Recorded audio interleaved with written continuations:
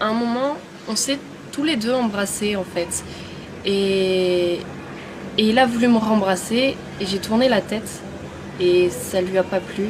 Je me suis fait frapper d'un coup et je n'ai pas vraiment compris ce qui se passait sur le moment parce que dans ma tête tout était beau et tout se passait bien. Euh, j'ai voulu me défendre et cette personne m'a refrappé, refrappé, refrappé.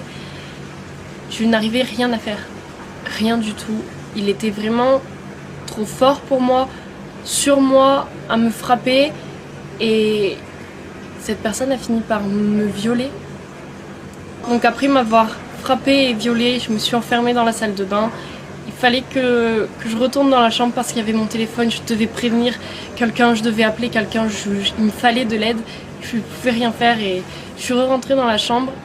Il se trouve qu'il était normal. Il me demandait mais pourquoi tu pleures, pourquoi tu t'es blessé, qu'est-ce que tu as fait, est-ce que tu veux de la glace. Il a appelé pour qu'on m'emmène de la glace. Vraiment très bizarre.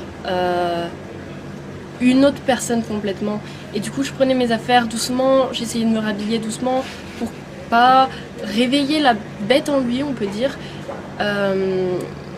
Et, et après avoir pris mes affaires, je lui ai regardé dans les yeux et je lui ai dit mais tu es un monstre parce que je devais le dire et c'était vraiment très bizarre comme action, on peut dire. Et après lui avoir dit que c'était un monstre, il m'a poussé violemment sur le lit et a arraché mon vêtement qui était vraiment tout arraché. J'étais vraiment sans t-shirt. Il a essayé de me revioler en me touchant, étant couché sur moi, sauf que j'ai saisi sa gorge pour le stopper en fait. Je l'ai étranglé et il en a fait de même, il m'a étranglé aussi, mais il serrait tellement fort que je n'arrivais vraiment plus à respirer. Et honnêtement, je vais vous dire, j'ai eu vraiment très peur pour ma vie, j'ai eu vraiment peur de finir comme ça parce que je ne pouvais plus respirer. Je voyais noir, des étoiles, je venais de recevoir je ne sais combien de coups et je venais de me faire violer. Je me suis dit que c'était fini pour moi. Sauf que j'ai réussi à basculer mon agresseur du lit en l'étranglant et en le poussant et j'ai réussi à m'enfuir de la chambre en courant. Il y a une personne qui m'a aidée dehors. Après, je me suis enfermée avec une femme de ménage dans une chambre qui m'a aidée. Les secours sont venus, la direction de l'hôtel est venue me donner des vêtements, la police est venue.